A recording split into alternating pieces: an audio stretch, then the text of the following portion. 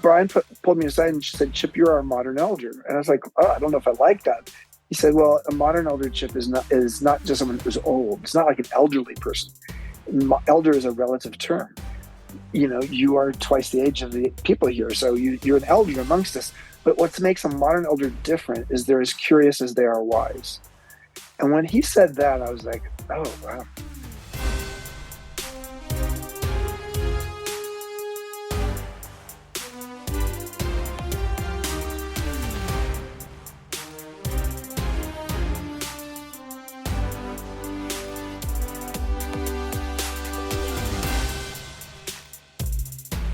So it was late 2019 when I learned that I was gifted the opportunity to be a keynote speaker for HSMAI, which is, for those who don't know, the Hospitality Sales and Marketing Association International.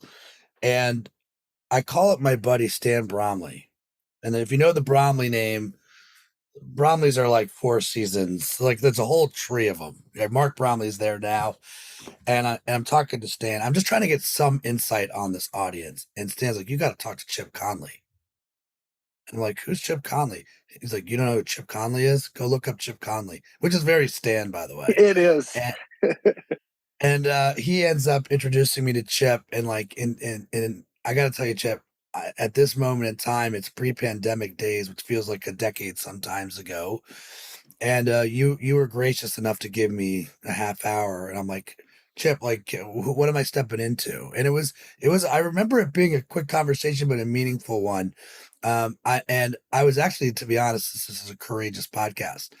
Like, I had a little fear going into that call. I remember listening to your audible of your book to be really ready to talk to Chip. And it's cool to go like, you're on your journey, I'm on my journey. You're doing some amazing, amazing things with Modern Elder Academy. You've done, I mean, gosh, for those who haven't studied Chip's background, I mean, just amazing work in hospitality. And then you get an opportunity with Airbnb. I'm cutting corners here just for the spirit of time. But like, let's go back because we're going to cover all that. Like, let's go back to like before Chip Conley is Chip Conley. You're just Chip, right? Like, what was it like growing up being Chip? Like, where'd you grow up, and how did you happen? Well, how did I happen? We'll have to ask my parents about that. But they're still both living. My dad turns 85 next week, and my mom's turning 85 in January. But Wow. I was their first child. They were both first children in their families. So you can see that I was probably hyperactive, responsible, having been the firstborn of two firstborn, both of whom went to Stanford.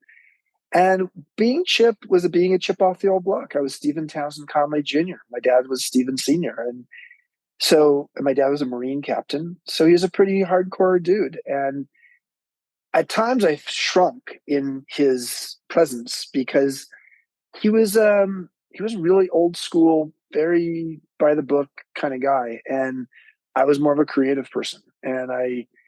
So I was an introvert when I was young. And then at some point around early adolescence, my parents told me, like, "Chip, if you don't do a better job of making friends, we're gonna send you to therapy." I was like, "Oh no, therapy. That sounds like jail." I had no idea what therapy was, but it didn't sound good. And so in my teen years, I learned how to become a social alchemist, a mixologist of people. And I say that not to say that I'm not a genuine person, or that this wasn't like the introversion piece of me was still there. That's part of the reason I've written 5 books, because I like to write, and writing is a very solitary task. But long story short is my early upbringing in Southern California was as this person who went from being an introvert to an extrovert, was very achievement oriented, and went to junior high school and high school in the inner city. I went to Snoop Dogg's high school. He's 10 years younger than me, but bottom line is, like, I was the curious white boy in my high school. So I learned a lot, and then I went to Stanford undergrad, and I went to Stanford Business School. And that'll take you up to about the time I started my first business. Let's talk about the books real quick. When you write, what's the process look like? Is there a time limit? Like, you've done this long enough to know how Yeah. long it probably takes you to write a book. What's your process like, and how long does it take? Well, the process is sort of interesting. It's like a pregnancy. There may be a romance going on with an idea, but from the point when I decide I'm going to write the book, it's 9 months.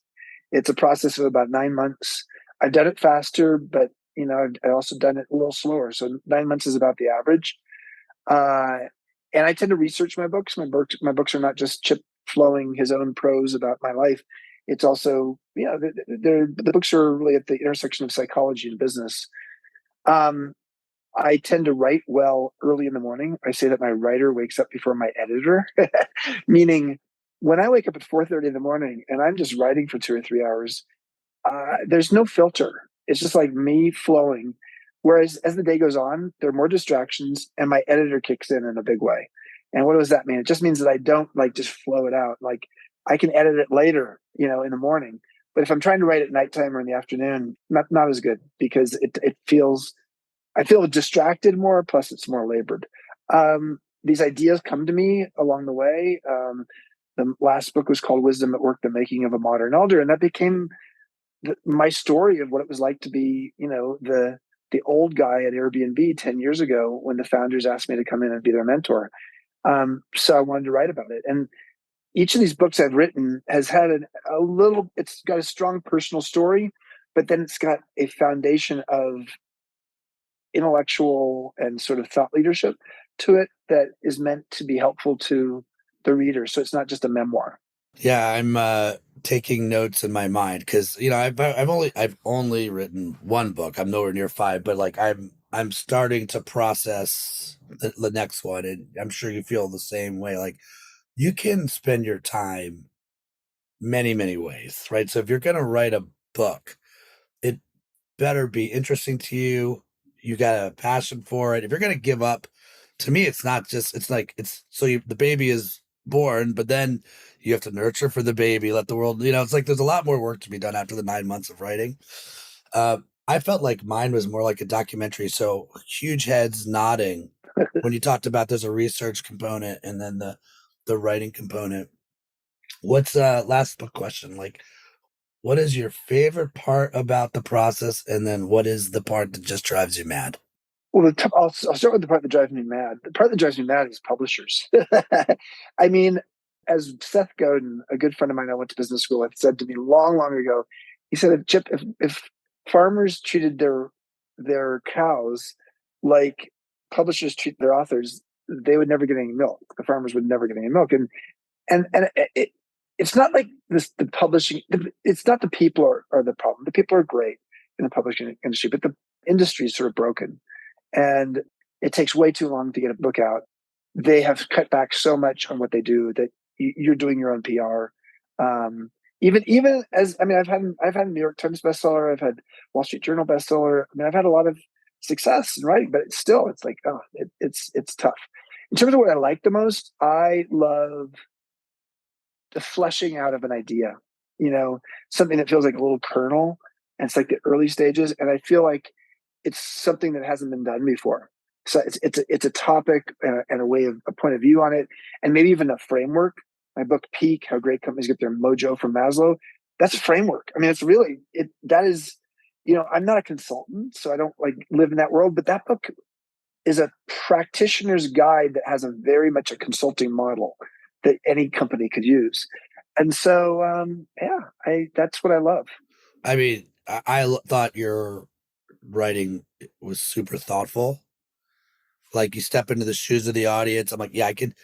That's what you want to do. Like slow down and in some ways hold the hand of the audience and be practical about it. And I always talk. It's funny because I do say I'm a consultant still. I like consulting. It does Hmm. bother me like when I'm being asked to go on a stage somewhere and like someone's written a book and they've lived their ideas in the land of theory. And you're like, well, Right, where's the practicality of that? Like, right, did they ever right. bring that to life? And so I love the way that you're thinking about, hey, is this really practical? And you've done this for a long time. It's not like, I Yeah, mean, and I mean that in the best possible way. I actually was yeah. like, I'm like, how's he going to respond to this question? Like, do you see yourself as a hospitality guy that gets marketing or a marketer who understands the importance of hospitality? I would say I'm a marketer who understands hospitality, and I'm deeply connected to hospitality. But I love to zeitgeist surf. So, being a zeitgeist surfer, and if you're a zeitgeist surfer and you're sort of like imagining something that hasn't been done before, whether it's a certain kind of boutique hotel or creating the first boutique campground in the United States and things like that, the Modern Elder Academy, the first midlife wisdom school, I was at one of the first boutique hoteliers. I just love that. I love having a premise and then being able to go out and prove that it works. And it doesn't always work.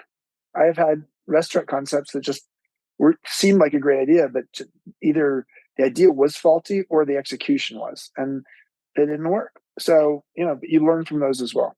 Those are so terrifying, aren't they? When you're like, I have a hunch and I think I have enough data. I mean, same thing. Like, I'm selling courage. I mean, really? Like, to some corporations, like the last thing they want or think they need, they're just trying to get through the weeds of their emails, right? Like Right. courage, like how does that play? So I've definitely had that feeling. Like, is this am I on the right path? Yeah. Yeah. It's a hard one. Seth, my friend, Seth Godin wrote a book called The Dip. And the dip was this element, and I haven't read it in ages, but it was the idea that you have an idea and you get it out there, and it might have some initial positive or not, but there's a dip at some point, and it's in that dip that you have to understand whether this is a fad or a trend, a short-term fad, long-term trend, whether this idea has a robust long-term future ahead of it. And it's hard because there can sometimes be pieces of evidence along the way that suggest maybe you're on the wrong path. Um, and that's why, feeling like you have a calling, if you take our relationship with work and put it into a pyramid, it'd be job at the base of the pyramid, career in the middle. And at the top, at the peak of that pyramid is a calling. And when you feel like you're living your calling and you're pursuing a purpose that feels noble and like you're in the middle of your ikigai, the idea of like, what do you do? What do you love doing? What do you do well? What can you get paid for? And what does the world need? Right in the bullseye, then that's when you have to sort of say, I have to be patient. Sometimes I be patient and persistence. It's a combination of those two. Yeah, job, career, calling, and I think the older you get, the closer you get to calling, right? Like the Yes. early days. If you, by the way, if you figure this out before me, bravo. And I'm not. I just think when I got into ad agency life at like right out of school, and it was survival mode. You're not totally sure who to trust. You trust everybody, of course. You want to please everybody. You want to prove that you belong. You don't know anything. You think you know everything. And it takes a while before it slows down. And, we're going to get to Airbnb here in a hot second. But I'd love to know, like, along the way, when you think about the mentors that you ran into. And of course, mentors are a funny thing because when you run into them the first time, you're not like, ding, mentor. But like over time, like, oh wow, like if I really step back, that human really helped me. Did you have like a mentor or a few in business that you just turned to and loved? Let me tell you, the mentor that was most meaningful to me was a guy from Dallas named Herb Kelleher.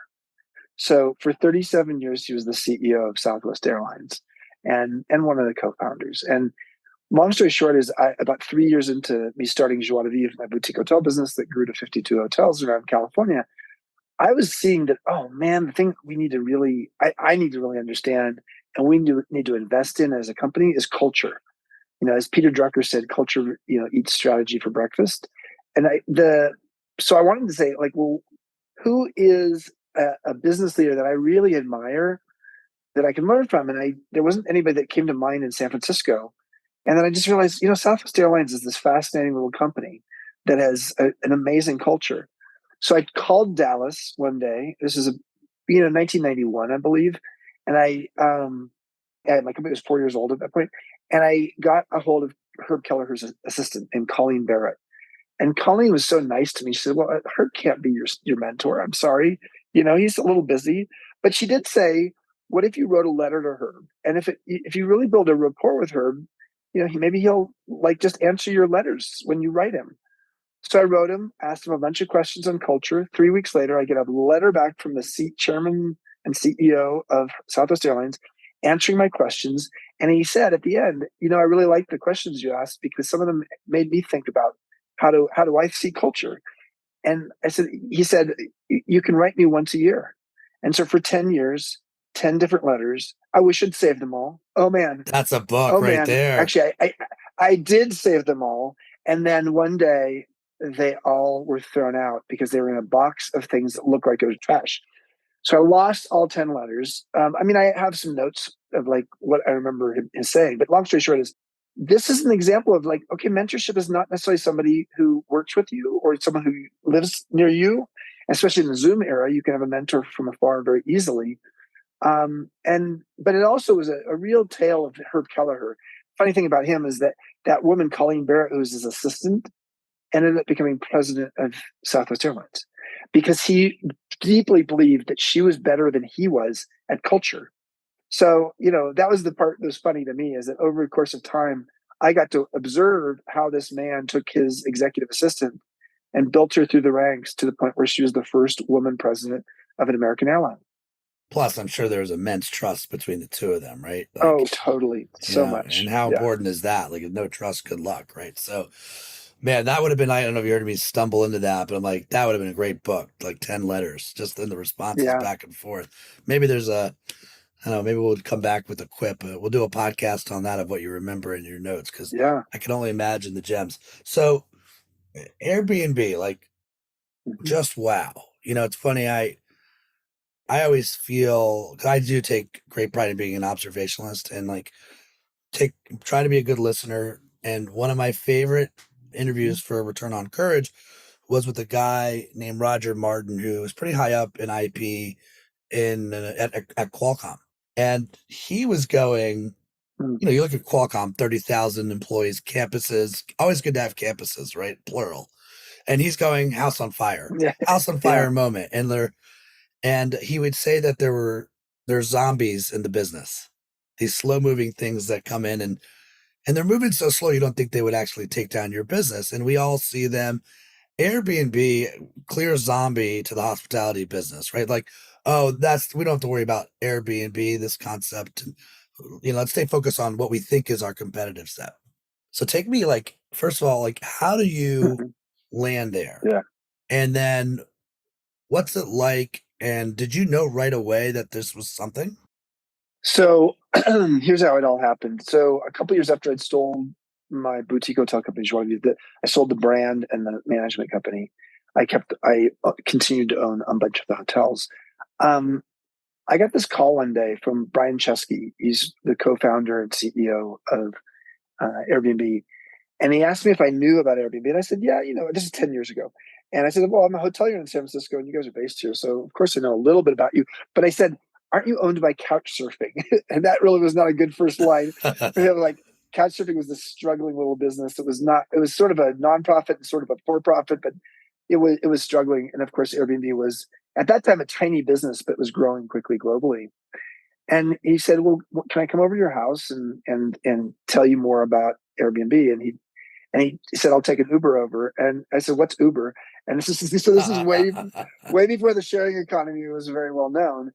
And he came in, we hung out for 3 hours in my backyard in my cottage back there. And I just was really impressed by what curious mind he had. He was, young entrepreneurs, and that at that time he was 31.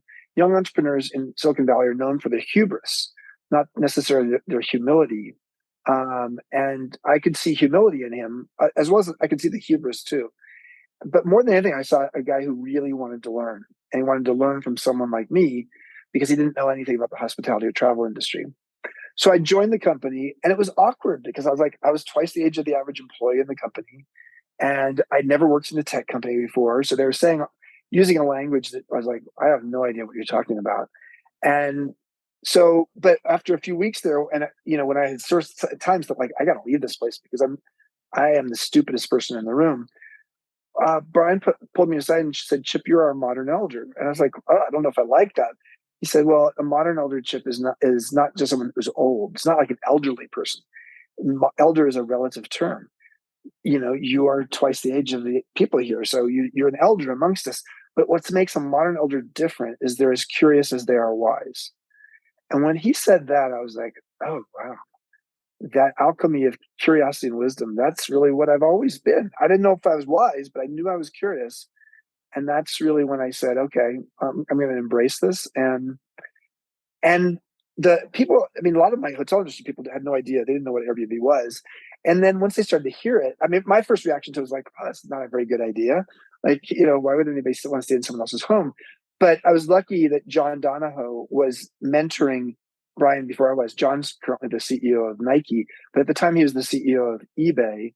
And eBay was sort of like Airbnb. It was a two-sided marketplace where, people, instead of selling space like Airbnb, they were selling, stuff that people had, and buyers and sellers. And so John said, listen, Chip, Brian is a very curious person. He could learn a lot from you. And this company, Airbnb, will be worth more than eBay, in the next 4 or 5 years. And I was like, that's crazy. I can't believe you're saying that. And then I also knew the two other non-founder board members, which was weird. And they were both hot to trot on it too. So I jumped in, even though I thought the idea wasn't all that good. But I also knew my role was to help take something that was a little quirky and weird and millennial-esque and learn how to take it to the mainstream. And that's really what I did. I mean, that was, that was my job, was to help mainstream Airbnb. So, people at all ages, all over the world, not just millennials on a budget who wanted to travel to one of the 20 biggest cities in the world, which was what they were doing when I got there. And there were a lot of other people. They would have succeeded without me, but they would have succeeded in a different way and maybe not as big as they've become. So, do you have like a, oh shit, this is something moment, or like when you see all these people that you value taking board seats and also like mentoring, you're like, okay, they see something, I value these people? Or was there also a moment in time the PR took it over? What do you think? Well, it was about 3 or 4 weeks in when I was only supposed to be working part time, and it was clear I was working full time because they needed me full time. And so I had the oh shit moment around that time when I was seeing just how committed the hosts and guests, just how rabidly evangelical the hosts and guests of Airbnb were. And that was fascinating. So because I was in charge of all the hosts globally, I was in charge of a few things. But my specific title was head of global hospitality and strategy, and then the mentor to the founders. But I really got to know the hosts and guests quickly, and I was like, wow, products like have this kind of evangelism are like Apple and Southwest Airlines and Disney, and this is a company that if they can get it right and mainstream the product, could be have the most loyal customers in the world in the travel industry.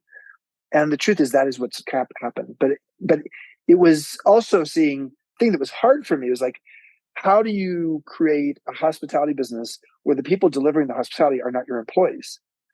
Yes, when there's customer service needs in the company, we are that, but the people providing the service were entrepreneurs, and sometimes like a widow who just had, a bedroom down the hall from her. And so how do you make that widow the best host ever? And that, honestly, that was the most intellectually interesting time there. Is like, it's not about creating a bunch of standards. It's about creating motivational tools, carrots and sticks, that help people to live up to their potential as hosts, and help them, educate them, like what are some little best practices that they might not have known about. But at the end of the day, we created a monster when it came to customer satisfaction, and a lot of it had to do with our review system. So, I mean, I would have had wild anxiety. Yeah, like coming from the service business. And like, by the way, your service, like you look at your resume, it's not like the service business. It's like service elevation, right? yeah, So you have to give yourself permission to give up control. However, yeah, when the standards are so high, go back to the Bromley conversation, Four Seasons, there's a standard of service, right? Like, for and sure. so then you go into this world where you have to give up a little bit of that control, right? And yet it works because, Hmm. I mean, I'm trying to go, it's like, it's so hard to go back to what do I really remember about life before Airbnb, and trying it for the first time. My bar was so low. Like, what's the worst that could happen? It's terrible when I check into a hotel. It wasn't that. So I wonder if, like, Yeah. okay, bar raised. Then it was like an iterative approach. It was iterative for sure, and we had great data. I mean, Airbnb is a tech company, so it's a data company. So the data was really helpful. the review process. If you think about the hotel industry, they outsource their review system to TripAdvisor, not intentionally, but generally that's where people. And so there's a disconnect. So we were able to have an in-house review system that helps so much in terms of how do we get people better and what are the metrics to understand a particular host and how good they are and where they need some help, and how do we use technology to influence their sense of that. And how do we create a super host program that helps people to feel, not on the host side, like I aspire to be that, and there's a bunch of benefits to it. And on the guest side, it's a way to filter, to sort of say the paradox of choice, of have like all these choices. Well, one of the ways I'm going to filter is to have a super host. And so it was about psychology and business. And it was hard though, because, I didn't know the language. They were talking languages, and I had to, at 52 years old, suck it up and just say, okay, I'm going to learn to be humble myself in terms of saying, I don't understand what you're talking about. When it came to, like, I never forget when about a month into it, I was in a meeting of engineers, and I was supposed to be just the silent one in the corner observing. And finally, the 25-year-old wizard running the meeting turned to me and said, Chip, if you shipped a feature and no one used it, did it really ship? I was like, well, that's like a philosophical question about the tree and the forest. But, if you shipped a feature, I don't even know what that means. What does it mean to ship a feature? And now I understand it really well. But at the time, I had to be the dumb person who sort of said, I don't understand your lingo. So I ultimately, for me, it taught me how to become a modern elder. And that's a really important thing, because we live in a world where we're living longer, power in a digital society is moving younger, and the world is changing faster. And those three variables have a lot of people, 45 to 65, confused. I mean, I'm 46, so like hearing the story, I kid you not, like you give me courage to like stay curious and go into spaces you don't know. And I do think innovation, originality is sometimes you're in a deep category and you leap to a different category and it's like, wait, nobody plays by these rules here Right, and right. it worked over there. What can I bring into this space? But I adore the modern elder story because I Yeah, never heard that before. yeah. And obviously that's gotta be the genesis of what you're in now. And man, you're in it. And this is a show about courageous podcast and you've got the Modern Elder Academy. Can you share a little bit about what that is and how long you've been doing it? Yep. So it's been doing it about 5 years. And it came out of my time at Airbnb when I said, I was writing the book, Wisdom at Work, the Making of Modern Elder, and I was doing it on a beach, in a beach home I had an hour north of Cabo San Lucas in Baja. And I went for a run one day, and I had a Baja aha. I had an epiphany. I was like, why is it that we don't help people in midlife understand how to reimagine and repurpose themselves in a world where they're living longer, power is moving younger, and the world's changing faster? So decided to create the Modern Elder Academy, also known as MEA, and the world's first midlife wisdom school that helps people to cultivate and harvest their wisdom, and helps them reframe their relationship with aging and move in a direction toward learning how to move from a fixed to a growth mindset. And I didn't know what it was going to be. There was nothing like it out there. And now, 5 years later, we have 3,000 alumni from 40 countries and 26 regional chapters. The courage is still there. I mean, I have to have the courage still, because I don't pay myself anything, which is fine. I have the money to be able to do that. But it's also because we're still in major growth mode. And if I was making a big salary, that would be a drag on the business. Um, and we've grown, growing like gangbusters, but growth costs money. And I'm funding all this myself based upon having earned an enormous amount of stock at Airbnb. But there's times when, especially even the name Modern Elder Academy is like, oh, that's like Modern Elderly Academy. It's for people in their 80s. No, no, no. It's like average age is 54. We've had people as young as 28 and as old as 88 come to the campus for a workshop. But the bottom line is that it's anything with the word elder and playing with the idea of midlife. It's like midlife has a bad brand. The only thing attached to it is crisis. And, elder sounds like an old thing. And like anything related to aging, we have anti-aging creams. It's like aging is not something you want to bet on. And yet what I saw, because I lost 5 friends to suicide, age 42 to 52 during the Great Recession, all men, was we need to help people through this midlife journey to understand how do they get to the other side of midlife and have a better and better life.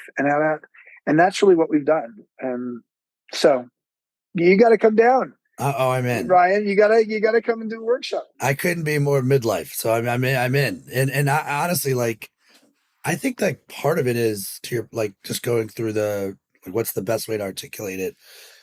I do think it is really lonely to be the leader. And by the way, leader doesn't mean of a company. You're leading a family. You know, you're trying to figure this thing out. And there's anxiety knowing you're actually going to live longer because you need more money if you're going to live longer.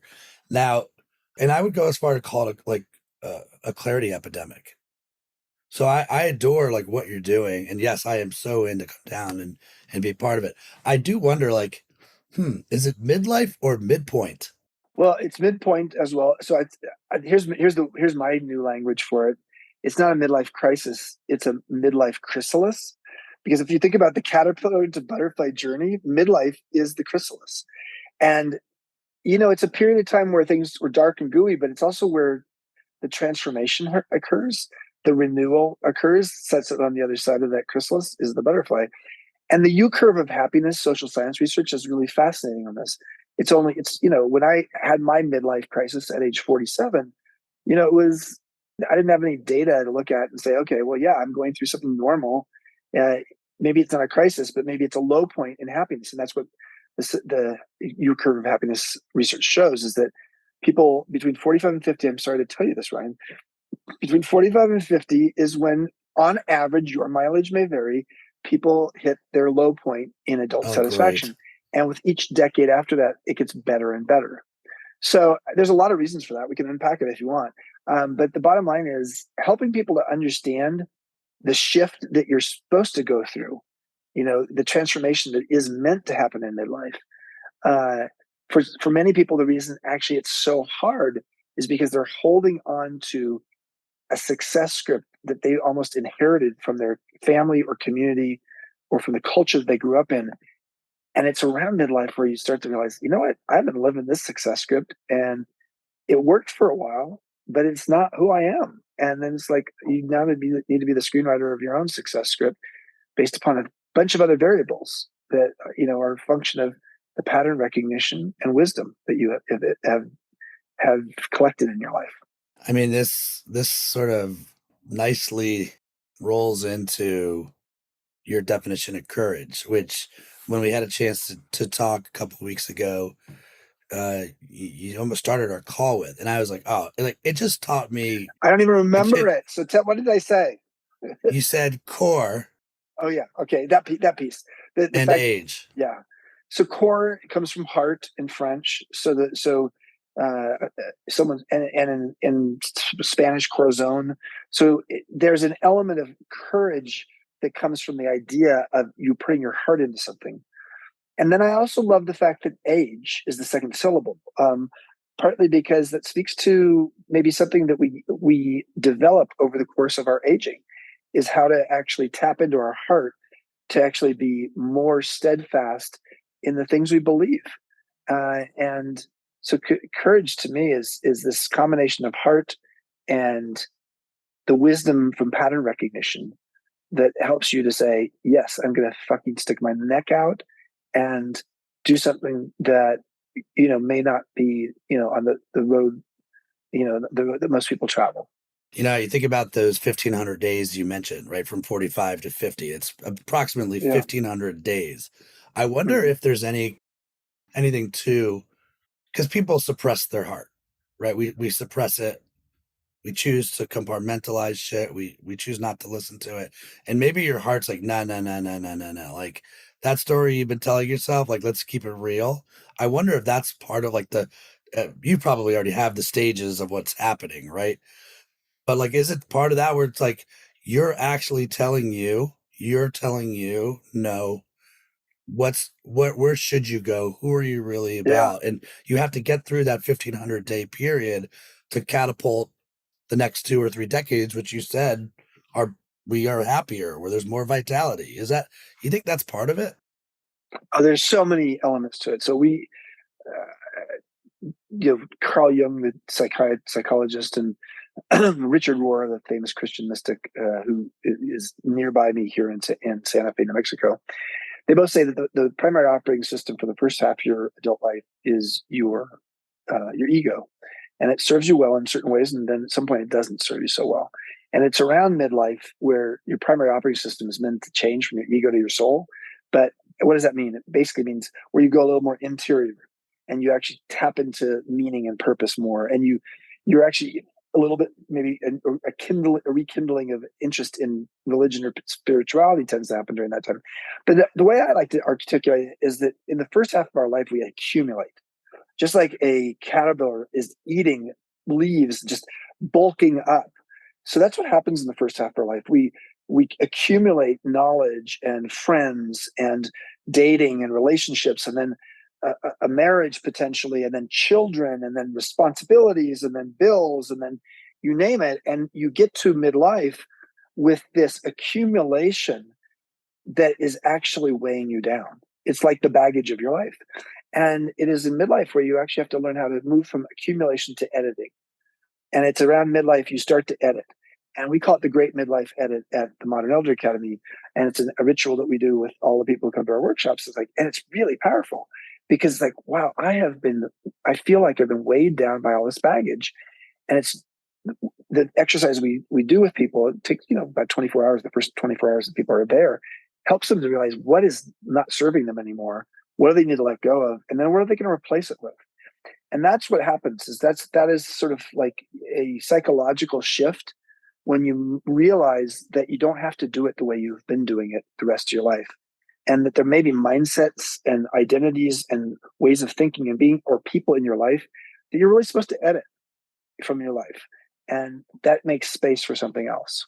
I guess I'm curious, why did you feel you needed to like make Modern Elder Academy? Like what I know the data's there. I Yeah. get the data, but like you had to manifest this. Tell me more. Well, yeah. So my personal story, is really is that I had a bad experience in midlife and a good one.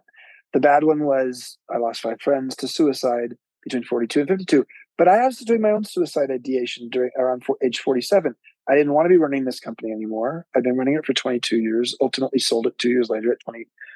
After I owned it 24 years and I've been CEO.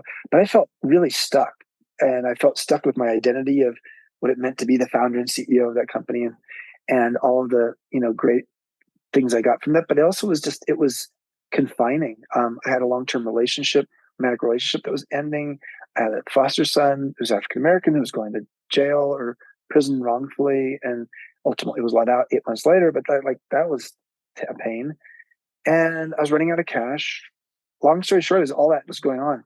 So I got to the other side of it, and then I had the positive side of midlife. And the positive side of midlife was what I experienced at Airbnb. Like, oh wow, same seed, different soil. I had all that seed of wisdom inside of me, but now I was planted in different soil, but in soil where I could really flourish and help these young guys take their little company. And so I believe that midlife's it's a stage of life rather than a specific age, but it's a stage where you need to actually learn like this stuff's important to creating a second half of life, adult life, that is worthwhile. If you're 54 years old, which is the average age of the people who come to MEA, and you're going to live till 90, you have as many years of adulthood ahead of you, 54 to 90, as you do behind you, 54 to 18. You're halfway through your adult life at age 54. Most of us don't think that way. And so, but it's a very personal story in terms of, yeah, when I think of my friends, and one of my friends was named Chip. How weird is it to have a friend named Chip when it's my name? And he was somebody I really cared about a lot. And but he just had deep, deep demons. His wife and 2 kids found him, he hung himself from the family tree when they came out in the morning one day. And I just wish MEA existed so Chip had seen that he had more options available to him. So, I mean, you said there's yeah, 3,000 alumni, and I wonder specifically in the early days, I'm sure it's word of mouth with especially like your people, right? yeah, Like your friends. yes. But then as you iterate and start to get the programming right, do you have the data on like what percent are like, no, you're going, someone else is like, you need to go there versus I'm willing to surrender and I'm coming. Like, what's the Well, percentage? the vast majority are doing it on their own accord. What so yeah, people are usually, it's volitional and their own choice. But the number one feeder for us, number two feeder is PR media. So being on a podcast like with you, or Rich Roll earlier this summer, or Tim Ferriss 3 years ago. I mean, these are that media or print media, et cetera, is great. But the number one thing that feeds us, in terms of customers and people coming, students, is word of mouth from friends and family. And yeah, sometimes it's the word of mouth. Someone's seen like an article in the New York Times about us, and then they give it to their husband who needs it. But often it's someone who's actually been an alum, and they go home as an evangelist, and they go and tell their friends, and their friends say, "Okay, that sounds interesting. Let me explore it a little bit." I mean, man, you're in the soul business. We're in the soul business. That's it's a really interesting way to describe it. I sometimes I say, like, there's a museum in San Francisco that's famous called the Exploratorium, and it's really the Exploratorium of the mind. It's like a science museum that both adults and kids love. Well, we're like not the Exploratorium of the mind; we're sort of the Exploratorium of the soul, and yet we do it with intellectual ballast, so that it's academics from Stanford, Harvard, Yale, and UC Berkeley have been our primary people who have helped shape the curriculum. About 10 minutes ago, you were talking about, courage being sticking your neck out there and going off the beaten path, right? When others don't. And, I kind of feel like, yeah, you're talking about yourself. I mean, what you're doing, what you're building. And there's this famous proverb that fear and courage are brothers. And I like to say fear and courage are kin, better way to say it. And, Yeah. that means there's no courage without first fighting fear. And so, you know, what's keeping you up at night right now? Like, I'm sure you're fighting some specific fear that you're trying to shrink down. I think we're going to grow from doing about 1,500, 12 to 1,500 students per year to 12,000 students per year 5 years from now, based upon the new campuses we have opening in Santa Fe, much larger campuses, based upon our MEA online programs growing the way they've been growing. So to go from, to basically do a 10x of our annual number of students is scary. It's not. I mean, the good news is our customer satisfaction is exceptional right now, and that's part of the reason we feel good. But our marketing engine needs to ramp up dramatically to be able to get to those kind of numbers, and that's a little scary. What makes me confident is that the product is so damn good that we know how. We have people who've come back 7 times to do a weekly workshop, and it's different theme each time, and it's like, wow, that shows you something. And so I feel good about it, but I also feel a little bit scared, because, and then obviously there's always things like, a recession. We're a premium product. It's not an inexpensive thing. We do have financial aid, and really focused on like allowing people to come who can't normally afford it, and so that's good. But it's a premium product, and you go into a recession and and it's also very much of a discretionary product. It's not like something a person has to do. So, but overall, I don't know, I man. If you told me I should buy soul insurance, I mean, yes, I would be in on soul insurance, and who wouldn't want to buy soul insurance? I think that's the clip. That is the clip from this. We got to take that clip and put it into a Hey, marketing you're the campaign. marketer who knows hospitality, right? Yeah, So no, I'm, you're I'm going right. to follow your lead on this one. Yes. Yeah. So So look, I got to think, like, because I was like thinking about my dad. My dad's 80, and he's got clarity of purpose. I'm not sure, like, who am I to decide if it's the right clarity of purpose? He's a lawyer. He still works. He's seen too many of his friends just when they retire, they're tired and they're done. And thanks for playing. And so I think he's a use it or lose it guy. And there's still passion to put on his suit. Gosh, like, like he's going into work. He's happy when he's working. Now, growing up, and he's much softer, by the way, today. So when you talk about your dad in the Same military, thing. yep. Now, Same with my dad. Yeah. okay. So like, let's go back to like, okay, let's go back to that Chip who had military dad, who wasn't a soft then. And if that Chip is talking to this Chip, actually, let's start with this Chip talking to little boy Chip. Well, this Chip would quote Oscar Wilde, who said, "Be yourself, everyone else is taken." um, I think what I felt early in my life was that there was a path for me that my parents had sort of plotted for me, and that I just needed to be the best I could at that path. What I came to realize is that they had some great intention for me, but my path, I needed to deviate from it a lot more. And my definition of success was going to be different than theirs. But ultimately, some of the character qualities that I actually built during that time, even though they aren't serving me to be on the same path as my parents, but the sense of achievement orientation and integrity and being very relationship focused. These are things that I think I learned on the path they wanted me to be on. Ultimately, I was on a very different path than theirs. So I would just say to that young Chip, dude, your parents have a lot to teach you, but it's your path and your humanity that you're going to be developing here. I definitely felt like my parents had me on a path. And then I also remember some Jewish kid from outside of DC. And my first real girlfriend in high school was Mormon. I Wow. was getting no action, but that wasn't important to me. Like I loved playing sports, and she was fun and funny, and like my friends were like, I'm trying to figure this out, but okay. I'm like, that's just cool.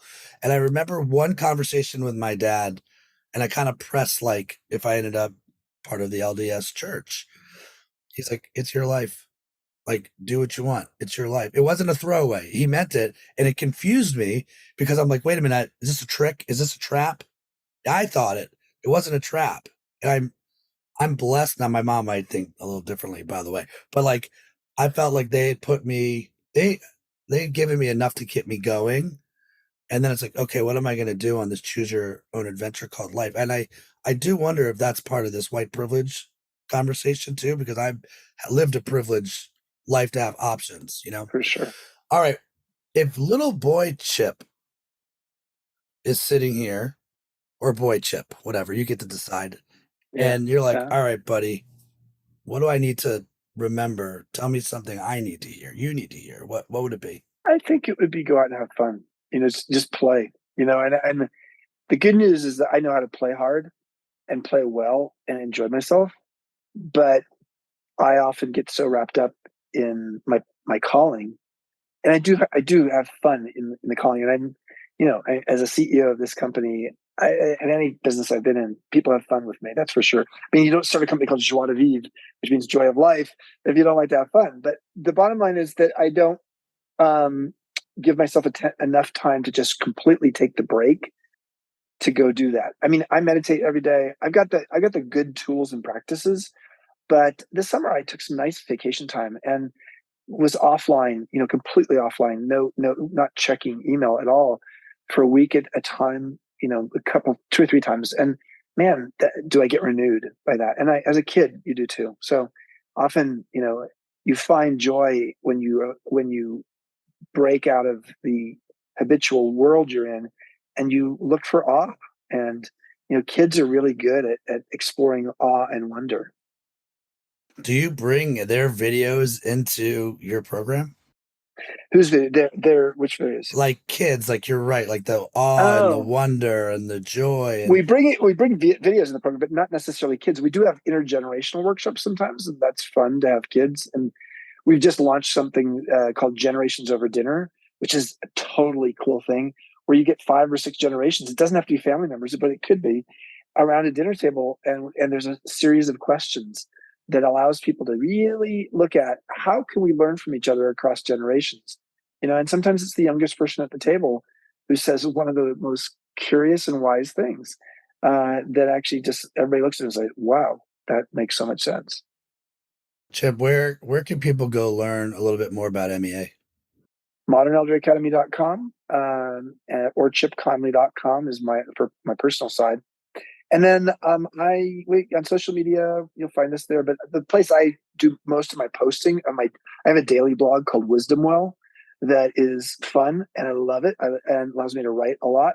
And it's all about some of the themes of MEA. If you just do a Chip Conley Wisdom Well Google search, you'll find it. And you subscribe for free and you get a daily email from me. So you can find those on LinkedIn. My LinkedIn profile is pretty full of my perspectives through my Yeah, Wisdom Well posts. you and Godin are just like, it's not close to others. Like you guys are. Yeah, It's funny that you went to school together. yeah, Also, do you? I'm curious for this is a selfish question because I have a weekly dose of courage. I'm yeah, trying, like, just let me invade your inbox once a week, try to yeah. nudge you towards courageousness, and then get out of the way. But like, do you post what you put on your email on LinkedIn too? Like today, I think you had, Mm-hmm. it wasn't longevity, it was Shortgevity. Um, shortevity. yeah.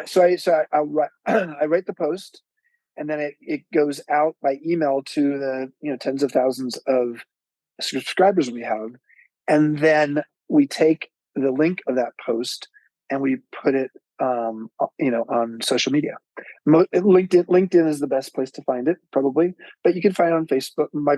On the MEA Facebook private group, as well as the MEA Facebook page. Actually, I don't post it very much to my personal Facebook page, and we also post it on Twitter. So All right, so take us home here. When you think about just the experiment of life that you've been in, right? And you think about maybe three ways where you've been courageous, where it's enhanced your life. Can you share for the listener who's on their own journey, sure. like those insights? So I think the first time I had to show that kind of courage we're talking about is when I was, I had a longtime girlfriend in college. We were going to get married, and it just didn't feel right. And ultimately, I came out as a gay man, and I had to tell my dad, the Marine captain, that I'm on a different path, Dad. And so that was a time I had to be courageous. I had to be courageous 2.5 years out of business school when I decided to create a boutique hotel company and pay myself nothing, call it Joie de Vivre, which is a weird name. And ultimately, everybody was telling me, like, you don't know what the hell you're doing.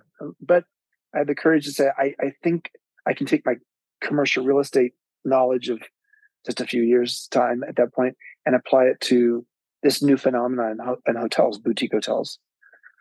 And I'd say I'm, yeah, definitely courageous right now to, creating a product in MEA that's the first midlife wisdom school, and then these regenerative communities we've created, which are like an alternative to a retirement community. So, yeah, courage or stupid, I don't know what, but yeah, I think it's time courageous. I mean, time is the will tell. well, look, I can't wait to get down to one of the locations. I think I'm leaning international between you and me. Baja's amazing, especially in the winter, dude.